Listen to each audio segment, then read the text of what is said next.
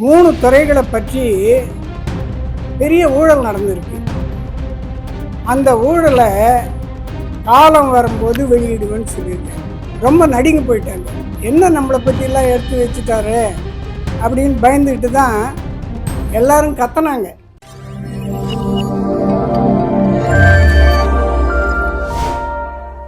இன்னைக்கு சட்டசபையில் மிகப்பெரிய அறிவிப்புகள் எல்லாம் 110 விதியின் கீழே தமிழகத்தினுடைய முதலமைச்சர் சி. ஜோசப் விஜய் அவர்கள் அறிவிச்சிருக்கார். இதில்ங்க ரொம்ப முக்கியமான ஒரு அறிவிப்பு என்னன்னா, எம்எல்ஏங்களுக்கெல்லாம் கார் கொடுத்துருக்கார். இது மிகப்பெரிய வரவேற்புக்கான ஒரு நிகழ்ச்சி. அதோடு மட்டும் இல்லாமல் 75,000 ரூபா கொடுத்தாரு.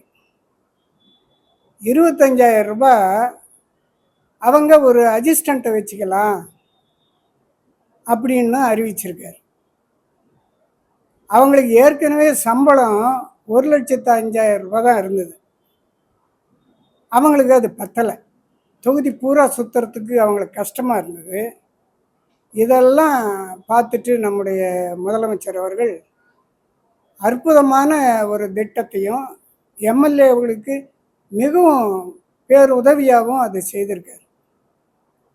அதை நம்ம ஆளுங்கட்சி எம்எல்ஏங்களுக்கு மட்டும் இல்லை, எதிர்கட்சி எம்எல்ஏங்களுக்கு கூட அது செய்திருக்காங்க. நம்ம ஆளுங்கட்சி எம்எல்ஏவங்கெல்லாம் கைத்தட்டி ஆரவாரத்தோடு அதை ஏற்றுக்கிட்டாங்க. எதிர்கட்சியில் இருந்தவங்க கூட மனசில் ரொம்ப சந்தோஷப்பட்டாலும் அவங்களால கைத்தட்டி ஆரவாரம் பண்ண முடியாது. அதுதான் இன்றைக்கி நடந்த விஷயம். அதுக்கு முதல்வருக்கு மிகப்பெரிய நன்றி தெரிவிக்கணும். இந்த உதவி எதுக்கு அவர் செய்தாருன்னா, தமிழகத்தில் ஊழல் இல்லாத ஆட்சி நடத்தணும். இந்த ஊழல் இல்லாத ஆட்சி நடத்தணும்னா எம்எல்ஏவங்கள்லாம் அவங்களுக்கு தேவையான பொருள் உதவியை பண்ணி தான் ஆகணும்.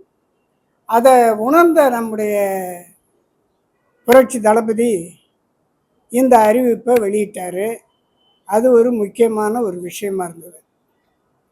ரெண்டாவது, மற்ற விஷயங்கள்லாம் கூட நடந்தது. இந்த ஊரக வளர்ச்சித்துறை, ஊராட்சித்துறை, இப்படி பெரியசாமி அவங்கெல்லாம் கூட பேசினாங்க. அதெல்லாம் முக்கியமான விஷயத்தை நம்முடைய முதல்வர் அவர்கள், நீங்கள் எது பேசினாலும் பேசுங்க, எங்ககிட்ட எல்லா விஷயமும் எங்கள் கையில் என்னுடைய டேபிளில் தான் இருக்குது. 3 துறைகளை பற்றி பெரிய ஊழல் நடந்திருக்கு. அந்த ஊழலை காலம் வரும்போது வெளியிடுவேன்னு சொல்லியிருக்காரு. அது எல்லா மக்களுக்கும் ஒரு மகிழ்ச்சியான ஒரு செய்தி. எதிர்கட்சி சார்ந்தவங்களுக்கெல்லாம் ரொம்ப பயந்த செய்தி. அது ரொம்ப நடுங்கி போயிட்டாங்க. என்ன நம்மளை பற்றிலாம் எடுத்து வச்சுட்டாரு அப்படின்னு பயந்துக்கிட்டு தான் எல்லாரும் கத்துனாங்க. எப்போ கத்துவாங்கன்னா, ஒரு ஆபத்தான நிலைமை வரும்போது தான் கத்துவாங்க. அது வீட்டில் கூட எதனா ஒரு ஆபத்து வந்துடுச்சுன்னா கத்துவாங்க. அப்படி தான் கத்தியிருக்காங்களே ஒழிய, நான் எதுவும் ஊழல் பண்ணல, என்ன வெளியிட போகிறீங்க அப்படின்லாம் எதுவும் சொல்கிறதில்லை. 7 முறை ஜெயிச்சிருக்கேன், 10 முறை ஜெயிச்சிருக்கேன்னு சொல்கிறவங்களுக்கெல்லாம் இதுதான் உதாரணமே ஒழிய, ஊழலினுடைய அங்கீகாரம் எங்கே வரும்னா, அது நீதித்துறையில் தான் கொடுப்பாங்க. நீங்கள் ஊழல் பண்ணியிருக்கீங்க, பண்ணலன்னு. அதை அவங்க புரிஞ்சுக்கணும் எல்லாருமே. அவங்க சொல்கிறது 7 வாட்டி ஜெயிச்சிட்டேன்னு சொன்னால், அப்போ தோற்று இருக்கக்கூடிய முன்னாள் முதலமைச்சர் அந்த துரைமுருகன் போன்றவங்கள்லாம் தோற்றுருக்காங்க. அப்போ அவங்கள பற்றி என்ன நீங்கள் சொல்கிறீங்க? அதை அவங்கக்கிட்ட தான் நம்ம விடணும். நான் ஜெயிச்சிட்டேன், அதனால் எனக்கு அங்கீகாரம் கொடுத்துட்டாங்கன்னு. அங்கீகாரம் மக்கள் என்ன கொடுக்குறாங்கன்னா, நீங்கள் எங்கள் தொகுதியில் வரணும்னு அங்கீகாரம் கொடுத்துருக்காங்க, எம்எல்ஏ தொகுதிக்கு. மற்றபடி நீங்கள் ஊழல்லாம் செய்யலன்னு சொல்லி உங்களை ஜெயிக்க வைக்கல, அப்படிலாம் ஜெயிக்க வைக்கிறது இல்லை. இந்த வீடு கட்டுற திட்டம் மக்களுக்கு 3.5 லட்சம் கொடுத்துருந்தாங்க, அதை 5 லட்சம் ஆக்கியிருக்காங்க. அது ஒரு சிறப்பு வாய்ந்த திட்டம். இந்த 5 லட்சம் கொடுத்தாதான் அந்த வீட்டை ஃபினிஷ் பண்ணி முடிக்க முடியும். இந்த எதிர்கட்சிகள்லாம் சொல்கிறாங்க, நாங்கள் இத்தனை வீடு கட்டினோம் அத்தனை வீடு கட்டணுன்னு. அது எல்லாமே பாதியில் தான் நிற்கிது. எந்த வேலையும் ஃபுல்ஃபில் ஆகி எல்லா கொடுத்தனும் யாரும் போனதில்லை. அப்படி எனக்கு ஒரு செய்தி வரல. பாதியில் தான் நிற்கிது, பாதியில் தான் நிற்கிதுன்னுட்டு எல்லா பயனாளிகளும் சொல்லிட்டு இருக்காங்க. இப்போ நம்ம 5 லட்சம் நம்ம முதல்வர் கொடுக்கறதால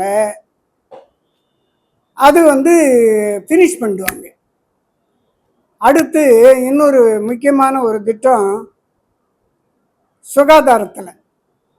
ஏழைங்களுக்கெல்லாம் ஏற்கனவே 5 லட்சம் தான் இன்சூரன்ஸ் கொடுத்துட்டு இருந்தாங்க. இப்போ நீங்கள் பெரிய பெரிய ஹாஸ்பிட்டல்லாம் கூட போய் சேர்ந்துக்கலாம், ஒன்றும் பிரச்சனை இல்லை. 25 லட்சம் ஆகிட்டார். அதனால் மக்கள்லாம் ரொம்ப சந்தோஷமாகவும் பூரிச்சு போயிருக்காங்க. அதுதான் என்னுடைய மிகப்பெரிய சந்தோஷம். எல்லா மக்களுக்கான சந்தோஷம்தான் டிவிகேனுடைய சந்தோஷம்.